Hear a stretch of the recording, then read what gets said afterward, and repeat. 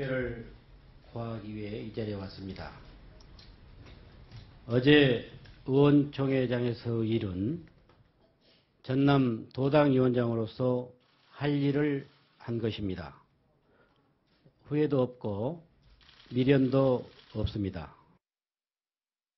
자, 수석 원내대표가 수석 대변인인 당직을 버리고 떠나면서 원도 없고 미련도 없다고 얘기했는데 도대체 어떤 일인지 간략하게 좀 정리를 해주시죠. 네, 어제 의원총회장에서요. 네. 이윤석 의원이 직격탄을 날렸습니다. 바로 안철수, 김한길 공동대표였는데요. 바로 이제 전남의 기초단체장 공천 문제라든지 당내 공천 잡음을 상기시키면서 이렇게 할 거면 네. 안철수, 김한길 두 대표가 당을 떠나라. 이게 새정치냐. 네. 이렇게 하면서 안철수 대표에게 특히 이 새정치를 한다면서 나머지 의원들을 전부 다 구태정치인으로 몰아넣었다. 네. 네. 그런데 보여주고 있는 것은 새정치가 아니다. 기득권을 내려놔야 된다. 지도자는 정말 소탐대실에서는 안 된다. 이렇게까지 얘기를 했습니다. 자, 그러면요. 자, 앞서 저희가 소개해드린 대로 안철수, 김한길 두 공동대표는요. 오늘 새벽 5시까지 밤샘 최고위원회의를 열었습니다. 그 내부 사정을 저희가 속속들이 전해드리기에 앞서서 도대체 어제 어떤 일이 있었길래 밤샘 회의가 열렸는지 그 과정을 영상으로 준비해봤습니다. 안철수의 공천 만행을 규탄한다. 민주의 성지, 광주, 낙하산 공천에 이어 지금 전국 시도당, 공심위가 안측의 생떼쓰기로 쑥대밭이 되었다. 아마 안철수 당대표직 유지하기 힘들 것이다. 잡음이 안 나는 공천은 존재하지 않는 거 아닌가요? 그리고 이게 원래 당연한 그런 과정이고, 그래서도 최대한 공정하게 심사하고. 네, 안철수 대표는 잡음 없는 공천이 어디 있던가요? 하면서 별로 문제가 안 되는 것처럼 얘기했지만 저 발언 있고 난 후에 밤샘 회의를 주재했죠. 그렇습니다. 바로 오후 8시부터 최고위원 회의를 주재했는데요. 네. 무려 오늘 새벽 5시까지 이어졌습니다. 네. 네, 9시간이나 이어진 거죠. 자, 그러면 핵심적인 거 뭐 때문입니까? 네, 어제 안철수, 김한길 두 공동대표에게 이렇게 할 거면 당을 떠나라. 이렇게 직격탄을 날린 의원이, 네. 이윤석 의원이 바로 당 수석 대변인이자 전남 도당위원장이라는 네. 아주 핵심 당직자라는 점에서 네. 아주 그 사태가 심상치 않다. 이렇게 판단을 한 겁니다. 아니, 그러니까 좀 정리해 보겠습니다. 전남 도당위원장이자 수석 대변인이었던 이윤석 의원이 도대체 뭘 최고위원회의가 안 했기 때문에 그렇게 불편했던 겁니까? 네.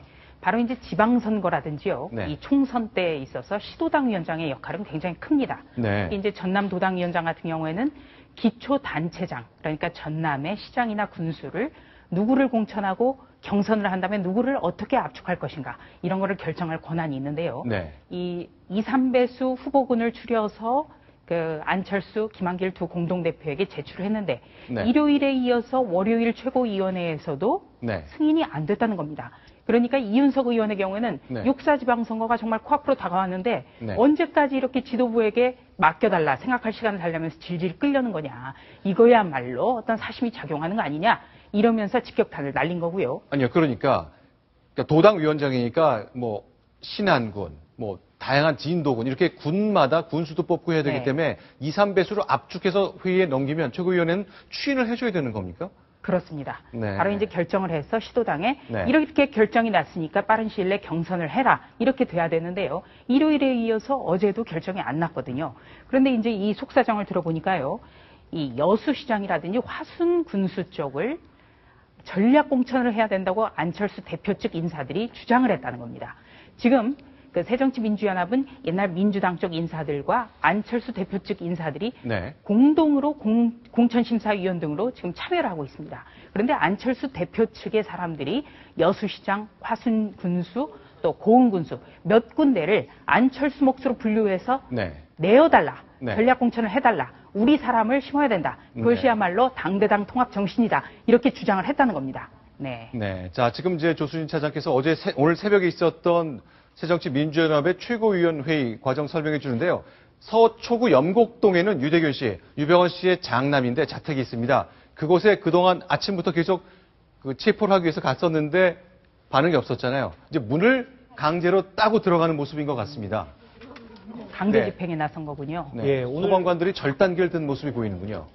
오늘 오전 10시에 검찰 관계자들이 4-5명 들이닥쳐서 네. 체포영장을 들고요. 이 서초구 염곡동 이 유대균 씨, 이 유병헌 씨의 장남 유대균 씨의 자택 앞으로 가서 이 초인종을 누르고 체포영장을 보여줬지만 묵묵부답이었습니다. 그런데 네. 오후 5시부터 이 네. 상황이 급변하기 시작했는데요. 네. 이 검찰 관계자들이 이 서초경찰서에 추가 병력 요청 지원을 했고요. 이 조금 전 6시부터 이 강제 진입을 시작한 것으로 전해지고 있습니다. 자, 이 서초구 염곡동에 있는 유대균 씨 자택인데 바깥에서 보면 정말 내부를 볼 수 없을 만큼 나무가 우거지게 조성되어 있군요. 뭔가 보여주고 싶지 않은 그 무언가가 있는 것 같은 인상을 강하게 받습니다. 네, 소방관들이 절단기를 들고 문을 따고 들어갔습니다. 그동안 어제도 한번 경기 안산 지역의 금수원에서 인천지검 부장검사가 갔다가 그냥 돌아온 적이 있었죠. 예, 어제 이제 경기도 안성에 있는 이 구원파의 수련원으로 알려진 이 금수원에 인천지검 특수부장 정순신 부장과 이 검찰 관계장 이 6, 7명이 들이닥쳐서요. 네. 이 금수원에 안에 있는 유병헌 회장과 이 장남 유대균 씨를 좀 만나서 이 수사 일정을 조율하고 싶다고 요청을 했습니다. 네. 하지만 이 금수원 관계자들은 이 금수원 안에 이 두 분은 계시지 않고 미리 약속하지 않으면 만날 수 없다는 말만 반복을 했는데요. 네. 15분 만에 이들은 결국 철수할 수밖에 없었습니다. 자, 일단 오늘은 그러나 경찰과 소방관이 절단기로 문도 열었고 또 그 여는 과정에 담을 넘어 직접 들어가기도 하고요. 지금 눈에 보이시죠? 119 구조대가 그 염곡동에 있는 유대균 씨 자택 안쪽으로 진입을 시도하고 있습니다. 문은 이미 열렸습니다. 네, 자, 일단 유병헌 씨 일가가 검찰의 소환에 대해서 전혀 동의하지 않았는데요. 네, 오늘 잠시 후에 저희가 좀 녹음한 내용을 좀 공개하려고 했습니다만 구원파들은 왜 이렇게 소환에 응하지 않는다는 것인지 네, 설명하고 있죠. 예, 구원파 신도들은 이번 수사가 이 종교 탄압이라고 주장하고 있습니다. 네. 매일 이제 인천지검 앞에서 수백여 명이 모여서 이번 수사는 이 세월호 침몰 사고와 전혀 상관없이 이제 종교 탄압적인 수사를 하고 있다고 말을 하고 있는데요. 네네. 알겠습니다. 자, 이 시각 현재 서초구 염곡동 유대균 씨 자택 앞에서는 검찰의 수사 지휘로 경찰과 소방관들이 절단기를 문을 열고 진입한 상황 진행되고 있습니다. 저희가 잠시 후에 유대균 씨 관련된 내용은 집중 진단해 드릴 텐데요. 그때 계속해서 서초구 연결해서 상황 짚어보겠습니다. 자, 그럼 다시 좀 저희가 얘기하던 대로 돌아와야 되겠네요. 자, 좀 정리하겠습니다. 네. 새벽 5시까지. 그런데 이윤석 수석 대변인이 한 말을 녹음을 다시 몇 번이나 반복하면서까지 경론이 있었다는 게 그게 무슨 얘기입니까? 그렇습니다. 조금 전에 말씀드린 대로 이윤석 의원은 당의 수석 대변인, 그러니까 당의 공식 입입니다. 거기다가 전남 도당위원장을 맡고 있거든요. 네. 그런데 이 핵심 당직자가 두 대표에게 당을 나가라, 이렇게 네. 할 거면 나가라, 이렇게까지 얘기를 했기 때문에 이 사태의 심각성을 다시 한번 점검하는 차원에서 네. 의원총회에서 이윤석 의원 발언을 녹음한 녹음 테이프를 3번 연속해서 들었다고 합니다. 네네. 그래서 이 자리에서는 정말 징계해야 되는 건 아니냐 이런 얘기까지 오갔고요. 서둘러서 전남 도당에서 올린 네. 그 기초단체장 공천 문제를 매듭지어야 된다. 예, 이렇게 결론을 내고 얘기를 했다고 합니다. 자, 그런데 박지원 의원이 이렇게 얘기를 했네요. 자, 안철수 대표를 말하는 건데 정치 지도자 성공하기 위해서는 주변 사람이 좀 도와줘야 되는데 안철수 주변 사람들이 5대5 지분 강요하는 횡포를 부렸다. 그러면서 이 자신을 망치는 주변 사람 못 알아보면 안철수 대표의 리더십에 문제가 있는 거다. 직격탄을 날렸는데 그 정도로 문제가 되는 겁니까? 네, 박지원 의원의 경우에는 이런 얘기도 했습니다. 호남이 봉이냐. 네. 네. 그래서 안철수 대표 측 사람들이 안철수를 팔아서 자기들의 이익을 챙기려고 하는데 여기에 대해서는 안철수 대표가 과감하게 정리해야 된다. 네. 과거에 김대중 대통령의 경우에는 측근들이 알아서 스스로 도마뱀처럼 자신을 자르고 나갔다. 네. 그게 안철수와 김대중의 차이다. 이렇게까지 얘기를 했습니다.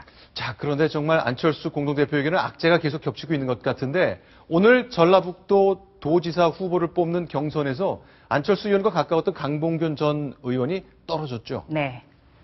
정말 안철수의 사람들 정말 시련을 계속 맞고 있습니다. 경기도지사 경선에서는 네. 안철수의 사람, 대표적인 안철수계 인사였던 김상곤 네. 전 경기도 교육감이 탈락을 했고요. 네. 네, 오늘 전북도지사 경선에서는 조금 전 송하진 전 전주시장이 네. 50% 이상의 압도적인 네. 표차로 승리를 했습니다.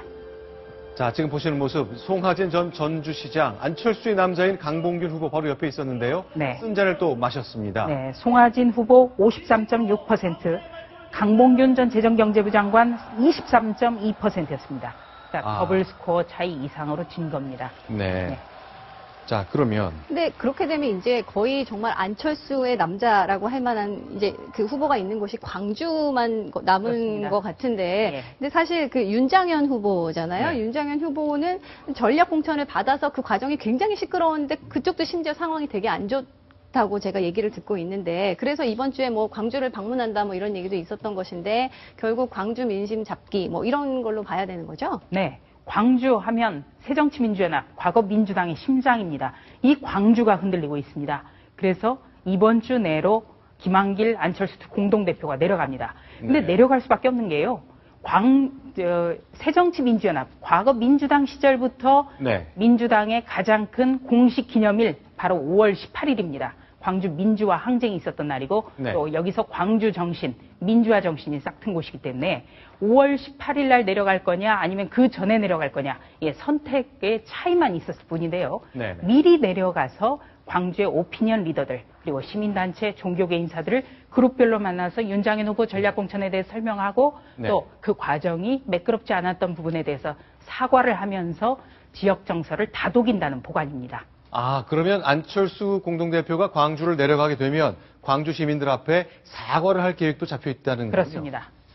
그러니까 전략 공천이 참 네. 매끄럽지 않았다. 네. 광주의 의견을 좀 더 듣지 못했다. 네. 이게 참 잘못됐다. 네. 절차적으로 잘못을 인정하되 네. 저와 당을 지켜달라 이렇게 호소를 하지 않을까 이렇게 예상이 되고 있습니다. 알겠습니다. 오늘 이윤석 수석 대변인 결국 당직을 내놓았고요. 어제 오늘 있었던 공천과 관련된 잡음 때문에 당이 시끌시끌했습니다. 어쨌건 새벽 5시까지 회의를 통해 일단 추인했습니다만 당 안에서 불거림, 안철수 공동대표 다시 한번 위기에 빠졌습니다. 광주 한 곳 남았습니다.